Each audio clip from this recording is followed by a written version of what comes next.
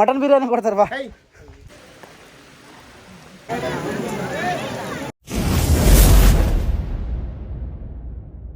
Hello guys, ಎಲ್ಲರಿಗೂ ಪ್ರೀತಿಯ ಸ್ವಾಗತ ಸಕ್ರೆಬೈಲು ಎಲಿಫೆಂಟ್ ಕ್ಯಾಂಪ್ಗೆ. ಇಲ್ಲಿದೆ ಎಷ್ಟು ಚಾರ್ಜಸ್ ಮಾಡ್ತಾರೆ ಅನ್ನೋ ಇನ್ಫಾರ್ಮೇಷನು ಮತ್ತು ಟೈಮಿಂಗ್ಸು. ಇದು ಆನೆ ಬಗ್ಗೆ ಸ್ವಲ್ಪ ನಿಮಗೆ ಇನ್ಫಾರ್ಮೇಷನು ಮಾಡ್ತಿದ್ದಾರೆ. ಟಿಕೆಟ್ ಕೌಂಟ್ರಲ್ಲಿ ಟಿಕೆಟ್ ತೊಗೊಂಡ್ಮೇಲೆ ಹೀಗೂ ಹೋಗ್ಬೋದು, ಬಟ್ ಎಂಟ್ರೆನ್ಸಿಂದ ಹೋಗ್ಬೋದು. ಇದು ಸಕ್ರೆಬೈಲು ಎಲಿಫೆಂಟ್ ಕ್ಯಾಂಪ್ನ ಎಂಟ್ರೆನ್ಸು. ಬನ್ನಿ ಒಳಗೆ ಹೋಗೋಣ. ಸಾಲುಗಳ ಗಜಪಡೆ ಆನೆಗಳನ್ನ ನೋಡ್ತಾ ಎಂಜಾಯ್ ಮಾಡೋಣ. ಅದರಲ್ಲೂ ನೀವು ಮಳೆ ಬಂದಿರೋ ಟೈಮಲ್ಲಿ ಇಲ್ಲಿಗೆ ಬಂದುಬಿಟ್ರಂತೂ ಇಟ್ಸ್ ಅಮೇಝಿಂಗ್. ಮತ್ತು ಎಲ್ಲಿ ನೋಡಿದ್ರು ಈ ಲವ್ ಯು ಸಿಂಬಲ್ ಹಾಕ್ಬಿಟ್ಟು ಐಕ್ಳು ಮಕ್ಕಳು ಇವೆಲ್ಲ ಅದರದ್ದೇ ಫೋಟೋ ತಕ್ಕೋತಾರೆ. ಸ್ಟಾರ್ಟಿಂಗ್ ಎಂಟ್ರ್ ಆಗ್ತಾ ಇದ್ದಾಗ ನಿಮ್ಗೆ ಸಿಗೋದು ಬಹುದೂರನ ಆನೆದು. ಈ ಆನೆದು ಫೀಡಿಂಗ್ ಪ್ರಾಸೆಸ್ಸು ಮತ್ತು ಹೇಗೆ ಫೀಡ್ ಮಾಡ್ತಾರೆ ಅಂದರೆ ನಿಮಗೆ ಡೀಟೇಲ್ಡಾಗಿ ತೋರಿಸಿದ್ದೀನಿ. ಯಾವ ಥರ ಅದಕ್ಕೆ ಯಾಮಾರಿಸಿ ಅದ್ರೊಳಗೆ ಊಟ ಹಾಕಿ ತುಂಬಿ ಕೊಡ್ತಾರೆ. ಯಾಕಂದರೆ ಚಿಕ್ಕದು ಧಾನ್ಯಗಳೆಲ್ಲ ಬಿದ್ದೋಗುತ್ತೆ ಅನ್ನೋದಕ್ಕೋಸ್ಕರ ಆ ಉಂಡೆನ ಕ್ಲೀನಾಗಿ ಮಾಡಿ, ಹುಲ್ಲಲ್ಲಿ ಉಂಡೆ ಕ್ಲೀನಾಗಿ ಮಾಡಿ ಅದ್ರೊಳಗೆ ನಿಮಗೆ ಆ ಊಟನ ಹಾಕಿ ತುಂಬಿ ಅದನ್ನು ಹಂಗೆ ಡೈರೆಕ್ಟಾಗಿ ಬಾಳೋಕ್ಕಿರ್ತಾರೆ ಫುಲ್ ಒಳಗಡೆಗೆ ಚಲ್ದೇ ಇರೋಗೆ.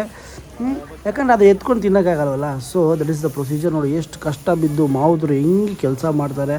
ನಿಸ್ವಾರ್ಥ ಸೇವೆ ಪ್ರಾಣಿಗಳಿಗೋಸ್ಕರ, ಕಾಡಿಗೋಸ್ಕರ ನಿಸ್ವಾರ್ಥ ಸೇವೆ, ಕಾಡನ್ನ ಉಳಿಸೋದ್ರಲ್ಲಿ ಇವರ ಪಾತ್ರ ಬಹುದೊಡ್ಡದಾಗಿದೆ. ಬನ್ನಿ ಹಾಗೆ ಎಂಜಾಯ್ ಮಾಡ್ತಾರೆ ಒಂದೊಂದೇ ಆನೆನ ನೋಡ್ತಾ. ನೋಡಿ ಸಾಲಿಗೆ ಎಷ್ಟು ಆನೆಗಳಿದೆ. ಇದನ್ನು ಒಂದು ದೊಡ್ಡ ಗಜಪಡೆನೆ ಅಂತ ಹೇಳಿದ್ರೆ ತಪ್ಪಾಗಲ್ಲ ಅದು.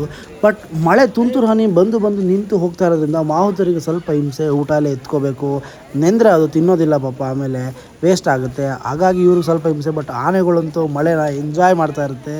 ಇಲ್ಲಿ ನೋಡಿ ಒಂದು ಆನೆ ಅವ್ರ ಮಾವುತನ ಹತ್ರ ಎಷ್ಟು ಖುಷಿಯಾಗಿ ಒಂದು ಚಿಕ್ಕ ಆನೆ ಹೆಂಗೆ ತಲೆ ಎತ್ತಿ ಊಟ ಎತ್ಕೋತಾ ಇದೆ. ಸಖತ್ತಾಗಿತ್ತು ಇದಂತೂ ನೋಡೋದಕ್ಕೆ. ಒಂಥರ ಮೈ ಜುಮ್ ಅನ್ಸುತ್ತೆ ಅದನ್ನೆಲ್ಲ ನೋಡಿದ್ರೆ. ಅಷ್ಟು ಜೈಗ್ಯಾಂಟಿಕ್ ಮೆಜೆಸ್ಟಿಕ್ ಬೀಯಿಂಗು ಎಷ್ಟು ಫ್ರೆಂಡ್ಲಿ ಆಗಿರುತ್ತೆ ಅಂತ.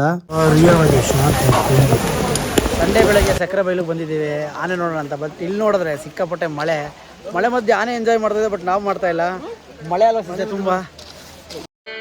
ಜಯ ಸಿಂಹ ಬಂದ, ಜಯ ಸಿಂಹ.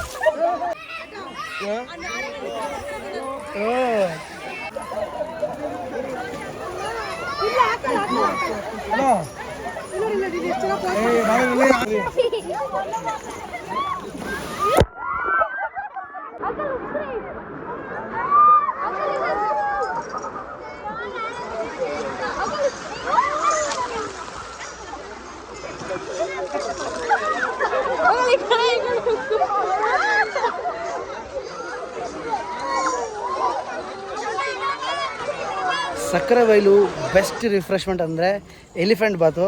ಆನೆ ನೀವು ಸ್ನಾನ ಮಾಡಿಸೋದಲ್ಲ, ಆನೆ ನಿಮಗೆ ಸ್ನಾನ ಮಾಡಿಸುತ್ತೆ.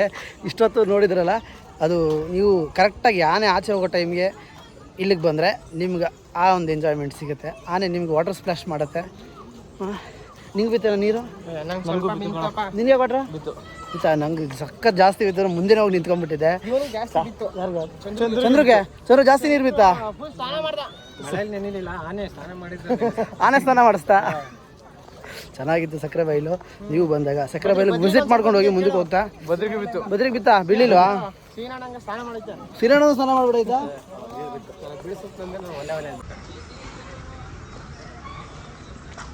ಸಕ್ರೆಬೈಲು ವಿಸಿಟ್ ಆಯಿತು. ಬೆಳಗ್ಗೆ ಅಂದರೆ ಮಧ್ಯಾಹ್ನ ಆಗೋಗಿದೆ ಆಲ್ರೆಡಿ. ಸಕ್ರೆಬೈಲು ಆದಮೇಲೆ ನಾವು ಯಾರು ಗೋಯಿಂಟು ನಮ್ಮ ಕರ್ನಾಟಕದ ಹೆಮ್ಮೆಯ ಕವಿ ಹುಟ್ಟಿ ಬೆಳೆದಂಥ ಸ್ಥಳ, ಅವರು ಇರುವಂಥ ಜಾಗ, ಇದ್ದಿದ್ದಂಥ ಜಾಗ ಹೋಗ್ತಾ ಇದ್ದೀವಿ. We are going to Kuppalli. Kuvempu ಅವ್ರ ಮನೆಗೆ ಹೋಗ್ತಾ ಇದ್ದೀವಿ. ಕುವೆಂಪು ಅವ್ರ ಮನೆಗೆ ಹೋಗಿ ಕುವೆಂಪು ಅವ್ರ ಮನೆ ಟೂರ್ ಮಾಡ್ತೀವಿ, ಹೇಗೆ ಅಂತ ತೋರಿಸ್ತೀವಿ. ಓಕೆ, ಸಿ ಯು ಗೈಸ್, ಬಾಯ್. ಏನೋ ಇದು ಟರ್ನಿಂಗಲ್ಲಿ ಯಾರಾದ್ರೂ ಇದು ಮಾಡ್ತಾ ಇಲ್ಲ.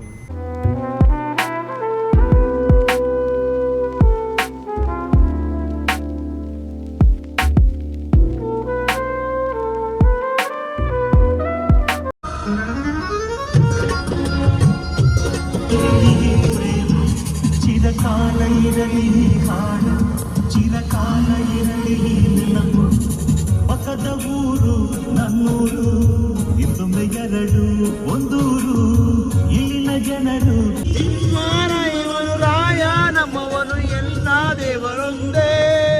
ಫೈನಲಿ ತುಂಬ ವರ್ಷಗಳಾದಮೇಲೆ, ತುಂಬ ವರ್ಷಗಳ ನಂತರ ಇಲ್ಲಿಗೆ ಕುಪ್ಪಳ್ಳಿಗೆ ಬಂದಿದ್ದೀವಿ. ಕುವೆಂಪು ಅವ್ರ ಮನೆಗೆ ಬರ್ತಾಯಿದ್ದೀವಿ, ಕುವೆಂಪು ಅವರ ಕವಿಸ್ಥಳಕ್ಕೆ ಬರ್ತಾಯಿದ್ದೀವಿ. ಕುವೆಂಪು ಅವ್ರು ಯಾರು ಏನು ಅಂತ ಅವ್ರ ಬಗ್ಗೆ ಇಂಟ್ರೊಡಕ್ಷನ್ ಕೊಡೋಷ್ಟು ದೊಡ್ಡ ಮನುಷ್ಯ ನಾನಲ್ಲ. ಅವ್ರ ಬಗ್ಗೆ ನಿಮ್ಗೆ ಗೊತ್ತಿಲ್ಲದೆ ಇರೋದಿಲ್ಲ, ನನಗೆ ಗೊತ್ತಿರೋದು ಸ್ವಲ್ಪ ಹೇಳ್ತೀನಿ. ರಾಷ್ಟ್ರಕವಿ, ಜ್ಞಾನಪೀಠ ಪುರಸ್ಕೃತರು, ಕರ್ನಾಟಕ ರತ್ನ,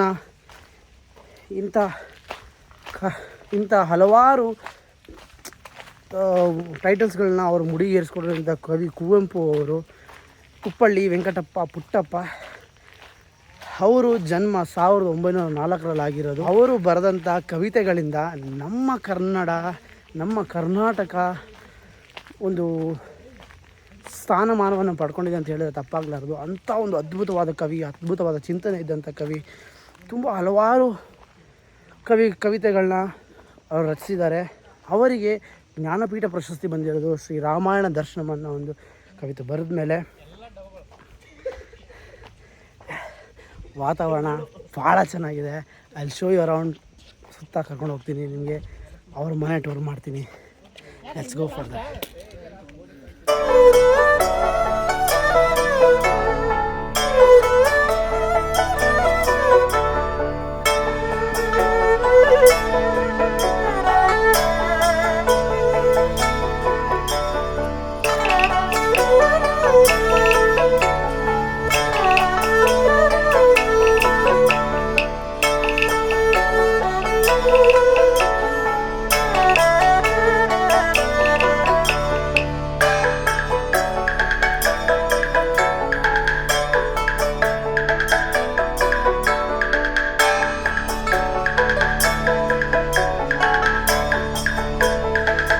ಕುವೆಂಪು ಅವರ ಸಮಾಧಿ ಇರುವಂಥ ಜಾಗದಲ್ಲಿ ಇದ್ದೀವಿ. ಫಸ್ಟ್ ಇಲ್ಲಿಂದ ನೋಡಿಕೊಂಡು ಇಲ್ಲಿಗೆ ಬನ್ನಿ, ಇಲ್ಲಿ ವ್ಯೂ ಚೆನ್ನಾಗಿದೆ. ಇಲ್ಲಿ ವ್ಯೂ ನೋಡಿಕೊಂಡು ಆಮೇಲೆ ತಿರ್ಗಿ ನೀವು ಕುವೆಂಪು ಅವರ ಮನೆಗೆ ಹೋಗಿ ಮನೆ ನೋಡ್ಬೋದು. ನಿಮಗೆ ಸಮಾಧಿ ಎಲ್ಲ ತೋರಿಸ್ತೀವಿ ಎಷ್ಟು ಚೆನ್ನಾಗಿದೆ ಅಂತ. ಹಾಂ, ಎಸ್.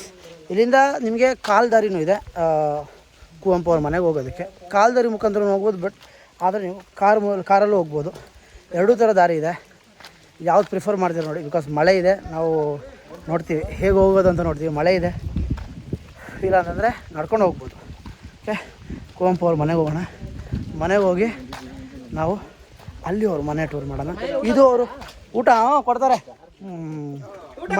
ಮಟನ್ ಬಿರಿಯಾನಿ ಕೊಡ್ತಾರೆ. ಬಾ, ನಾವು ವೆಜ್ ಆಗೋದಲ್ಲ ಇಂಪಾರ್ಟೆಂಟು, ಅವ್ರು ವೆಜ್ ಅನ್ನೋದು ಇಂಪಾರ್ಟೆಂಟು.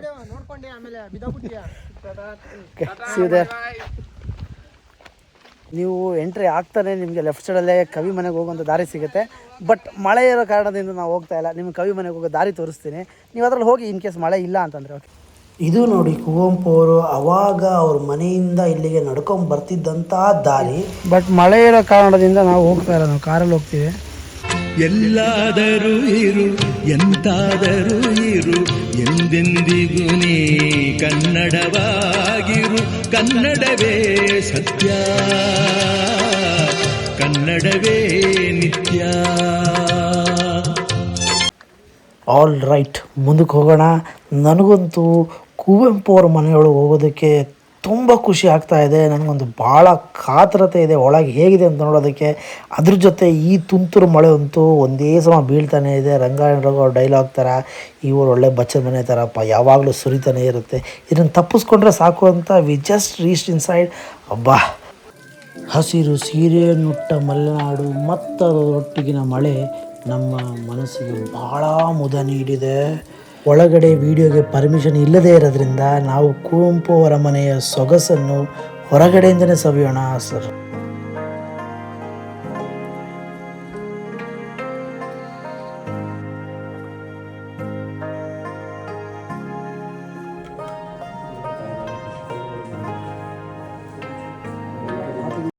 ನೋಡಿ, ಇದೆಲ್ಲ ಕುವೆಂಪು ಅವ್ರ ಮನೇಲಿ ಆಗಿನ ಕಾಲದಲ್ಲಿ ತೋಟಗಾರಿಕೆಗೆ ಯೂಸ್ ಮಾಡ್ತಿದ್ದಂಥ ಸಾಮಗ್ರಿಗಳು. ನೀವು ಎತ್ತಿನ ಗಾಡಿ ನೋಡ್ಬೋದು, ಮತ್ತು ನೇಗಿಲು ಇದೆಲ್ಲ ಇದೆ. ನೇಗಿಲೆಲ್ಲ ನೋಡೋದು ನನಗೆ ಆಶ್ಚರ್ಯ ಆಗಿದ್ದೇನೆಂದರೆ, ಇಲ್ಲೊಂದು ಬಿಲ್ಲು ಥರದ್ದು ಒಂದು ನೇಗಿಲಿದೆ ನೋಡಿ, ಭಾಳ ಸಖತ್ ಅನಿಸ್ತು ನನಗಿದು. Very sad but fortunate. ನಾವು ಕುಪ್ಪಳ್ಳಿ ಕುವೆಂಪು ಅವ್ರ ಮನೆಗೆ ಬಂದ್ವಿ ಅನ್ನೋದು ಫಾರ್ಚುನೇಟು. ಮನೆ ಒಳಗಡೆ ತೋರಿಸ್ಲಿಕ್ಕೆ ಆಗಲಿಲ್ಲ ಅನ್ನೋದೊಂದು ಬೇಜಾರಿದೆ. ಬಿಕಾಸ್ ಒಳಗಡೆ ಅಲೋ ಇಲ್ಲ. ಮುಗಿಸ್ತೀನಿ.